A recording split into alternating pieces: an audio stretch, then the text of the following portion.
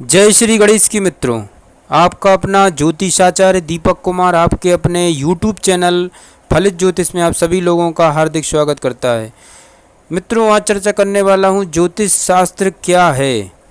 कुछ लोग इसको पाखंड तो कुछ लोग इसको वेद का छठवां अंग भी कहते हैं। मित्रों, आधुनिक युग में ज्योतिष एक विवादास्पद विषय बना हुआ है। बहुत सारे पश्चिमी विचारधारा से प्रभावित विद्वान लोग इसे पाखंड और अंधविश्वास की संज्ञा देकर इसकी अपमानजनक आलोचना करने में गर्व महसूस करते हैं।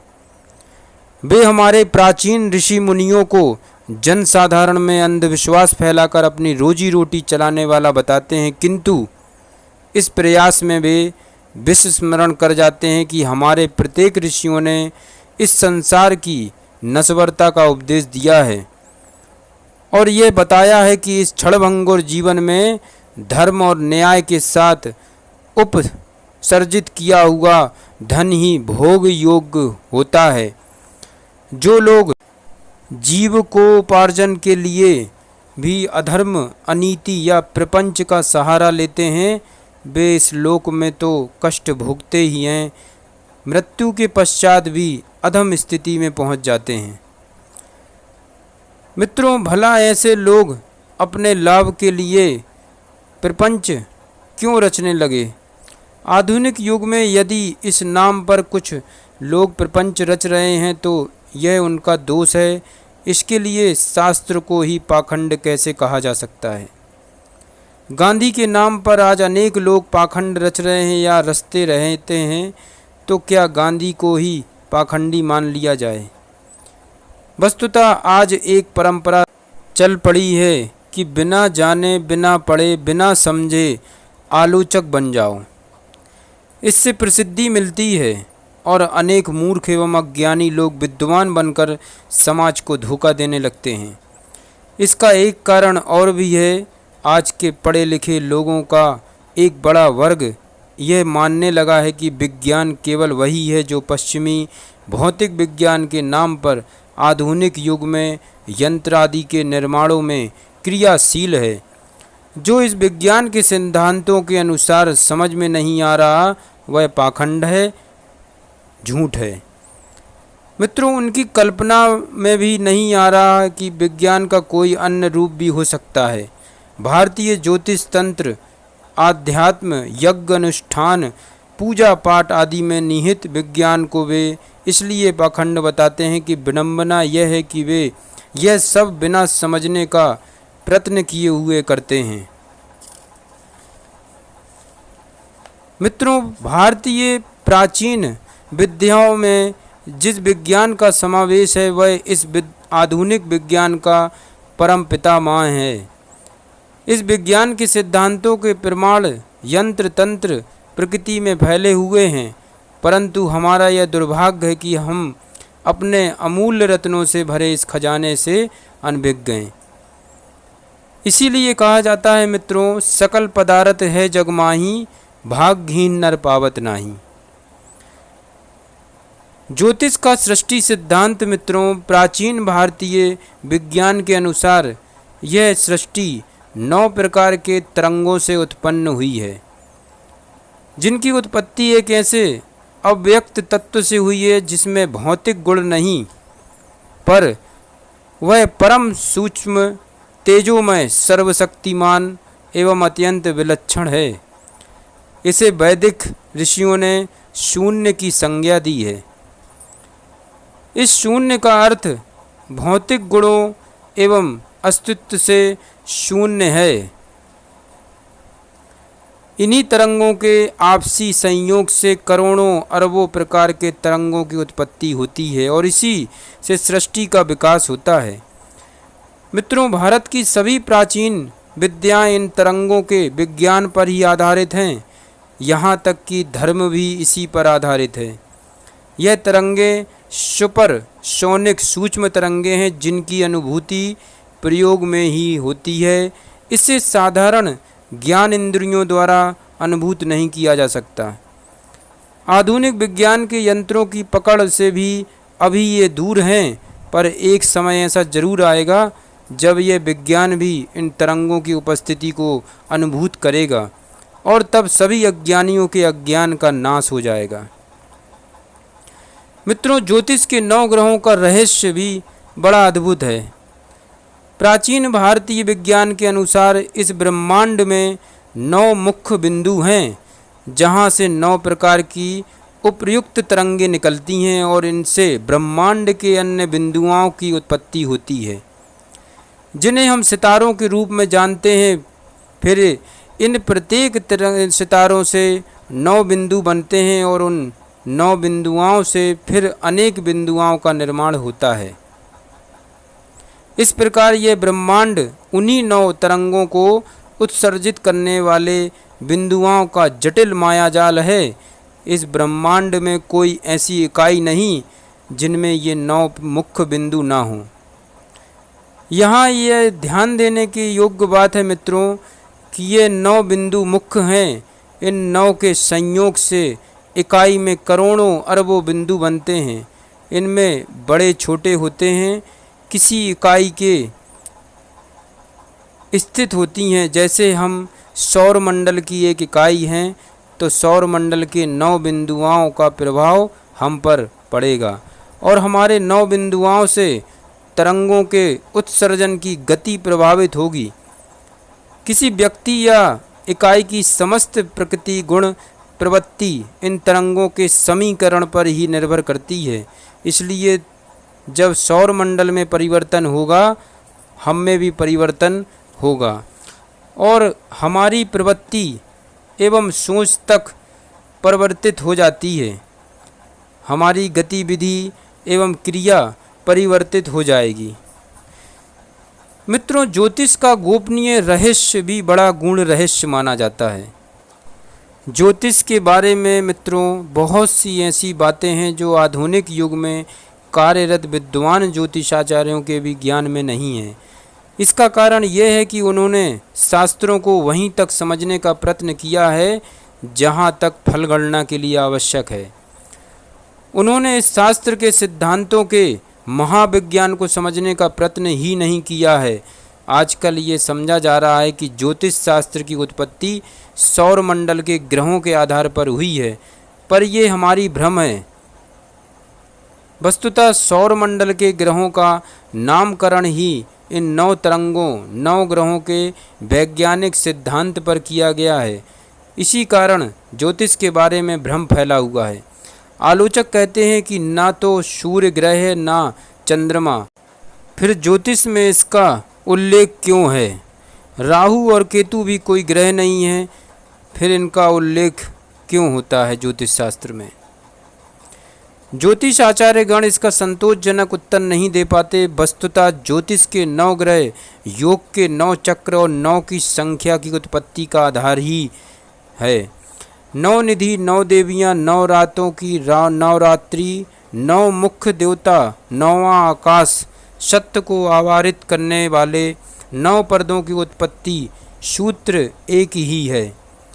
मित्रों, 0 से 9 तक की संख्या की उत्पत्ति भी इसी सूत्र से हुई है। इसी से अनंत की शाखाएं बनती हैं। इसी प्रकार 0 से 9 तक के तरंगों से इस ब्रह्मांड में अरबों अरब रूपों का अवतरण हो रहा है। हमारे ऋषियों ने सौर मंडल के ग्रहों की पहचान भी उनके तरंगों की प्रवृत्ति के आधार पर इसी प्रकार की है और उनकी प्रवृत्ति के अनुसार उनका नामकरण किया है। ये 9 ग्रह हमारे अंदर भी हैं और प्रवृत्ति के अनुसार सौर मंडल के ग्रहों की शक्ति के अनुसार अपनी शक्ति को बदलते रहते हैं, क्योंकि हम सौर मंडल में ही हैं और हमारी उत्पत्ति इसी के तरंगों के योग से होती है। मित्रों, कुछ विशेष स्पष्टीकरण भी है कि बहुत से लोग यह प्रश्न कर सकते हैं कि जब प्रत्येक इकाई में केवल 9 मुख्य बिंदु होते हैं तो सौर मंडल के 9 बिंदु कौन कौन से हैं? प्राचीन ज्योतिष में तो केवल 7 ही ग्रह माने जाते थे और जिनमें चंद्रमा एक उपग्रह है।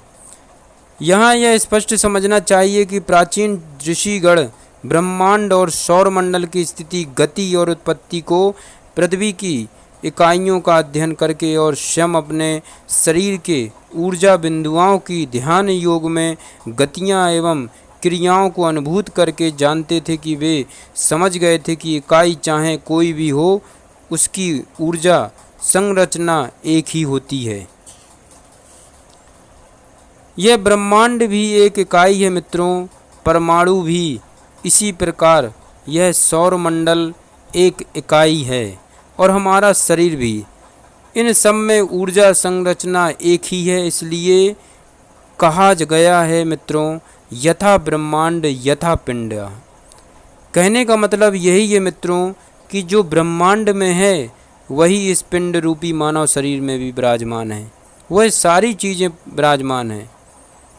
वस्तुतः किसी इकाई के ऊर्जा चक्र में मुख्य ऊर्जा उत्सर्जन बिंदु कई होते हैं। इनमें से मुख्य 9 को लेकर अन्य को इनके ही संयोग से उत्पादित माना गया है। इसका विवरण है कि जिनका विस्तार से वर्णन करना यहाँ संभव नहीं है मित्रों। इसके लिए स्वयं ब्रह्मांड की रहस्य की प्रतीक्षा करना चाहिए। विभिन्न शास्त्रों में भी 9 में से 2 बिंदुओं को छोड़ दिया गया है, उनमें केवल 7 की ही उपयोगिता है।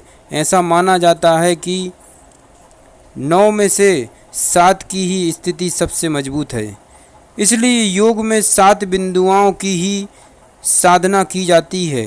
तंत्र में भी 7 की ही साधना विधान है। इसी तरह ज्योतिष शास्त्र में भी 7 ही ग्रह की मान्यता थी। सूर्य, मंगल, बुध, बृहस्पति, शुक्र, शनि एवं पृथ्वी पर हम रहते हैं। हमारा संपूर्ण सर्किट पृथ्वी पर ग्रहों के प्रभाव से ही प्रभावित होता है। इसलिए पृथ्वी का स्पष्ट उल्लेख नहीं किया गया, पर स्थान आदि के विवेचन में पृथ्वी का प्रभाव समाहित हो जाता है। चंद्रमा एक उपग्रह है, पर इसका प्रभाव हम पर अत्यधिक पड़ता है, क्योंकि यह पृथ्वी का ही उपग्रह है और पृथ्वी के चारों ओर घूमता है। यह सबसे नज़दीक भी है, इसलिए यह 8वां ग्रह है। राहु और केतु ग्रह नहीं, धन ध्रुव और श्रण ध्रुव हैं, जिनके बिना कोई इकाई बन ही नहीं सकती। आधुनिक युग में अनेक ज्योतिषविद आधुनिक खोजों के 3 ग्रहों को भी ज्योतिष गणना में प्रयुक्त कर रहे हैं। हमने उनके भी प्रभाव को भी इस प्रकार बताने की प्रयास कर रहे हैं मित्रों, जिससे आपको स्पष्ट समझ में आ जाए।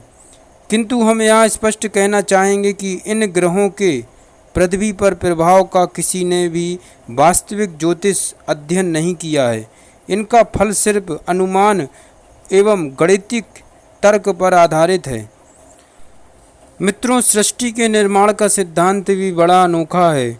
आश्चर्यचकित है हम उस सिद्धांत के लिए जब उस सिद्धांत के विषय में शास्त्र उठाकर देखते हैं। हम जिस चांद तारों से भरे आसमान को देखते हैं एवं जितना भी आज आधुनिक विज्ञान के यंत्रों द्वारा जानकारी प्राप्त की जा सकी है, वह इस ब्रह्मांड का एक छोटा सा अंश है। इसकी विशालता का अनुमान इसी से लगाया जा सकता है मित्रों कि जो तारे हमें दिखाई पड़ते हैं, उनसे ही प्रकाश को पृथ्वी तक पहुंचने में लाखों वर्ष लगते हैं, जबकि ब्रह्मांड का लाखों गुणा हिस्सा हमारी अनुभूति में ही नहीं है। इनमें प्रत्येक तारा एक सूर्य है और हमारा सूर्य एक लघु तारा है। आधुनिक विज्ञान अभी तक नहीं जान पाया है कि ग्रहों की उपस्थिति केवल हमारे ही सूर्य में है या अन्य तारों में भी ग्रह हैं, परंतु भारतीय प्राचीन विज्ञान का कथन है कि तारों के अपने अपने ग्रह हैं और बिना ग्रह के कोई तारा नहीं है, क्योंकि बिना ऊर्जा बिंदुओं के कोई सर्किट बन ही नहीं सकता। अकेले नाविक अपना अस्तित्व बनाए नहीं रख सकता। प्राचीन भारतीय ऋषियों के अनुसार यह ब्रह्मांड एक परमाणु से उत्पन्न होकर विस्तार करता जा रहा है, ऐसे परमाणुओं के उपसर्जित करता जा रहा है, जिससे इस अखिल ब्रह्मांड का विस्तार होता जा रहा है और यह एक से अनेक होता जा रहा है। उनके अनुसार जो एक परमाणु की संरचना है वही सौर मंडल की है, वही जीव की है, वही वनस्पति की है और वही इस ब्रह्मांड की भी है। इसका अर्थ ऊर्जा संरचना पावर सर्किट से है। मित्रों, वैदिक सिद्धांत के अनुसार अनंत तक फैले हुए भौतिक गुणों से शून्य एक निराकार परम तेजोमय तत्व के एक बिंदु पर विक्षेप उत्पन्न होता है और उसमें एक नाचते हुए छोटे से सूक्ष्म परमाणु, यह आधुनिक विज्ञान के परमाणु से लाखों गुणा सूक्ष्म है, परमाणु की उत्पत्ति होती है। यह ऐसा ही है जैसे हवा में चक्रवात का बिंदु या पानी में भंवर का बिंदु उत्पन्न होता है। मित्रों, इसी परमाणु की प्रतिक्रिया से इस ब्रह्मांडीय भंवर का निर्माण होता है। इसमें बल रेखाओं का सर्किट बनता है और उससे उस तत्व रूप धारा का गमन होने लगता है। इससे नाभिक बनता है और परमाणुओं का उत्सर्जन प्रारंभ हो जाता है। इस सर्किट में जहाँ जहाँ बल रेखाएं एक दूसरे को काटती हैं, वहाँ वहाँ ऊर्जा बिंदुओं यानी लघु नाभिकों की उत्पत्ति होती है और परमाणुओं की उत्पत्ति इनसे भी होती है। ये सब अलग अलग प्रकृति एवं गुण के होते हैं। इनके आपसी संयोग से पुनः नया सर्किट बन जाता है और इस प्रकार यह ब्रह्मांड अपना विस्तार करता हुआ एक से अनेक होता जा रहा है। जैसे 0 से 9 तक की संख्या आपस में संयोग कर अनंत संख्याओं को जन्म देती है। भारतीय तत्व ज्ञान एवं ब्रह्म विद्या में इसी तत्व और तत्व से उत्पन्न प्रकृति के सर्किट का अध्ययन किया जा रहा है। मित्रों, यहाँ की तमाम प्राचीन विद्याओं के पीछे इसी सर्किट के विस्तृत अध्ययन का प्रायोगिक रूप है। कालगणना तत्व विज्ञान के अनुसार सत्य तो एकमात्र परमात्मा है। अनंत मूल तत्व का फैलाव, उसमें उत्पन्न यह प्रकृति, उसमें उत्पन्न एक भंवर मात्र है जिसकी बल रेखाओं से उत्पन्न सर्किट ही ब्रह्मांड है। इसमें ना कोई नया तत्व बन रहा है ना बिगड़ रहा है, केवल सर्किट बन बिगड़ रहे हैं। इस सर्किट में जो नाभिक बनता है वह अपने आसपास के सर्किटों को ही भिन्न भिन्न पदार्थ के रूप में देखता है, अनुभूत करता है। यह अनुभूति उसकी इंद्रियों की क्षमता के अनुसार होती है और हर सर्किट इस ब्रह्मांड को अपनी अपनी इंद्रिय सामर्थ्य के अनुसार अनुभूत करता है। यह सर्किट ही तत्व ज्ञान के अनुसार जीव है। इसका नाभिक जीवात्मा है। अनुभूति नाभिक को होती है पर सर्किट के कारण होती है। सर्किट ना हो तो नाभिक सुप्त हो जाता है। इस विज्ञान के अनुसार ब्रह्मांड ही प्रथम जीव है और यही महामाया है। इसके नाभिक में विष्णु का निवास है और तमाम देवी देवता, यक्ष, किन्नर एवं मनुष्य आदि योनि इसी में उत्पन्न होती हैं। परम तत्व को इस ब्रह्मांडीय प्रक्रिया से कुछ लेना देना नहीं है मित्रों, वह तो समाधि में रहता है और शिव है। वैदिक तत्व विज्ञान के अनुसार ऐसे भंवर उस परमात्मा में बनते ही रहते हैं, फिर लुप्त हो जाते हैं और फिर बनते हैं। यह क्रिया अनवरत चलती रहती है। ब्रह्मांड की उत्पत्ति के साथ ऋषियों ने सौर मंडल की उत्पत्ति के सिद्धांतों का भी वर्णन अवश्य किया है शास्त्रों में। मेरा कहने का मात्र यह मतलब है मित्रों कि ज्योतिष शास्त्र वेद का 6वां अंग है और सबसे ज़्यादा महत्वपूर्ण भी है, क्योंकि इससे भविष्य के बारे में होने वाली घटनाओं के विषय में पता चलता है। जय श्री गणेश की मित्रों।